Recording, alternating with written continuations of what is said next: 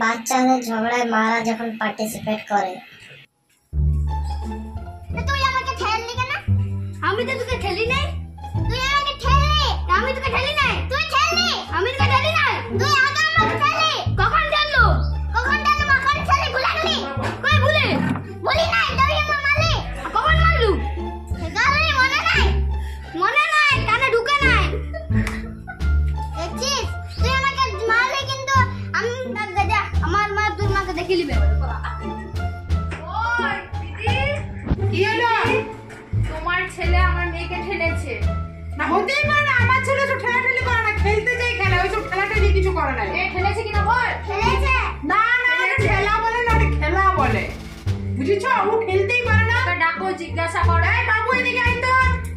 এই তুই ওকে ঠেলেছিস? না তো অল্প গায়ে গায়ে টান লেগেছে সেটাতে বলছি। এই যদি হালকা গায়ে টান লাগে সেটা কি খেলা বলে? ঠেলেছে বলে তো ও পড়ে গেছে বলছে বাড়িতে এসে। আর ওর কথা শুনে তুমি কোমর বেঁধে ঝগড়া করতে চলে যাবে? করতে আসবো না। শুনো, 5টা লোককে শুনালে বলবে যে তোমার দিদিকে আমার বেটা ঠেলা। ছিল না, এই আপনি বলুন তো খেলা বলে? ঠিক আছে, ঠান্ডা রাখো, তোরা আনন্দ সহিত যাও, এখন আপনি ঘর যাও দেখিনি। ও কিছু জানে না, ওকে জিজ্ঞেস করে লাভ নাই। ওরা দুজন ছিল, ও ছেলে জানে কিন্তু আমার বেটা খেলে নাই, বাস। তোর বেটা সাধু হলো। আমার বেটা যদি সাধু হতো তুমি বেটি সন্ন্যাসী। যাও বাবা, যাও।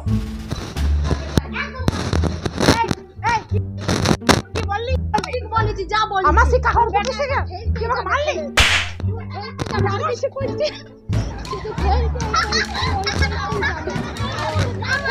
চল চল, আর কোন দাঁড়াস খেলবি না, চল চল।